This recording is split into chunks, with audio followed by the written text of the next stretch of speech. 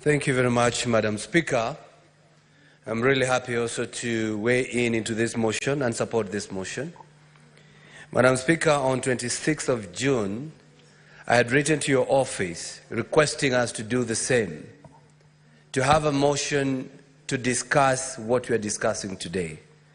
I'm happy, though I did not get a reply, I'm happy it has come through the channels that it has come, for us to discuss this issue. Madam Speaker, this is the time for the people of Kenya to know that Senate is the upper house. It is what was meant to be by the drafters of the Constitution, Madam Speaker, because they wanted this house to be more an appeal chamber, to be a house that will bring appeal mechanism where Kenyans who are not happy with what is happening with the executive, with the other assemblies or with the National Assembly will always have a channel to come and weigh in and give their contribution, Madam Speaker. Madam Speaker, if the finance bill was to come to the Senate, what happened to this country could not have happened. Those maandamano that were here could not have happened, Madam Speaker, because here at the Senate, we relook into things afresh. We scrutinize again. We look at the proposals afresh by hearing and listening to the people. I can give a very good example, Madam Speaker. There was the affordable bill that was brought here, passed by over 400 MPs, Madam Speaker. But when it came to this House, we relooked into it. We gave it 49 amendments, new things that were not there, Madam Speaker. What we are trying to say, Madam Speaker, is that if the finance bill was to come, and we should fight for that space, so that anything that is passed by the National Assembly should always be coming to this House, so that we can discuss it again and again. And this country could not have been banned if it came to this House, Madam Speaker. Madam Speaker, on the issue of Gen Z, and I take this time to condole with all those who lost their children, to those mothers and fathers who lost their children. And that's why we are here, we are discussing that everything, every stone must be turned. Whoever acted contrary to the law must face the law, Madam Speaker. And it's also good, because I said, I don't want to be part of, sensational comments. I want to be level-headed, Madam Speaker. I want to talk without exaggeration. I want to talk from a point of fact. And that's why I want to tell people what Gen Z means. Many people don't even know. I saw an old man, a politician, former politician, saying, when I was Gen Z. You have never been Gen Z, Madam Speaker. Because a Gen Z is a period of which one was born. Gen Z are those who were born between 1997 and 2010, Madam Speaker. Those who are born, like Senator Medhu, between 1996, between 1981 to 1996, they are millennials, Madam Speaker. And those who are born before that, Madam Speaker, that is 1965 and 1980, Madam Speaker, that is Generation X.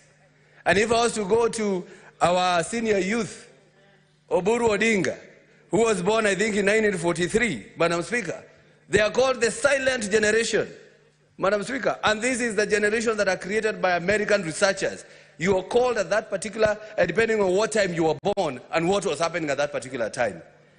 Madam Speaker, the coming generation will be fire, will be more than these Gen Zs that we are saying. It's called Generation Alpha, Madam Speaker. Those who are born between 2011 to 2025. Why are they categorized like that, Madam Speaker? Is what was happening at that particular time when they were born. The Gen Z, they were born when we have social media, we have internet, they have access to information, they understand things as they happen. Madam Speaker, my daughter, who is in primary school, came to me after the finance bill was passed by the National Assembly and asked me in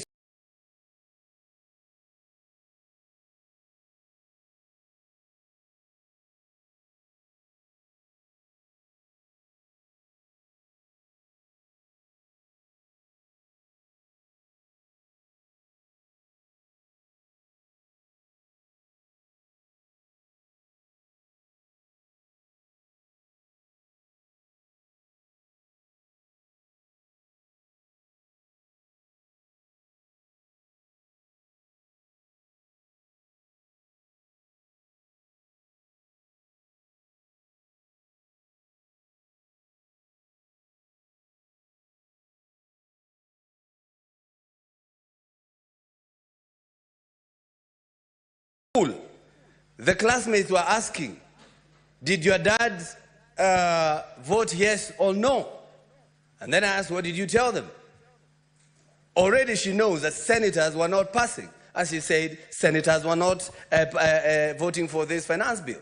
So what this means, it is even those kids that are in school, those now we are calling Generation Alpha or the Gen Z, Madam Speaker, they understand everything that happens, Madam Speaker.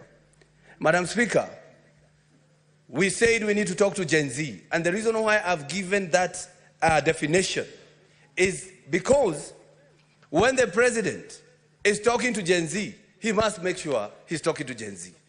And that's why I advise him to shy away from the X space on Twitter, Madam Speaker. And I will explain why. Because, Madam Speaker, when you go to X space, you only hear voices. You don't see anybody. We don't know who is in there, Madam Speaker. We might be speaking to those who are always been there, Madam Speaker, and not listen to the real Gen Z. And that's why I'm advising him, kindly go to TikTok. If you want to talk to Gen Z, you will be able to see them. They'll see your face, you'll see their face, Madam Speaker. They will even tell you, this is not a Gen Z, this is a grown, that man, Madam Speaker. Because if we go to X space, uko matusi mingi sana, and they do not come from Gen Z, because Gen Z, they are not afraid to be seen. That's why they came to the street in broad daylight. They want to be seen, they want to be identified. They are fighting for their people. So I asked the president and the deputy president, go to TikTok, learn how to say tap tap the screen, guys, tap tap. I want to talk to you. I want you to see me. I want us to talk to each other, Madam Speaker.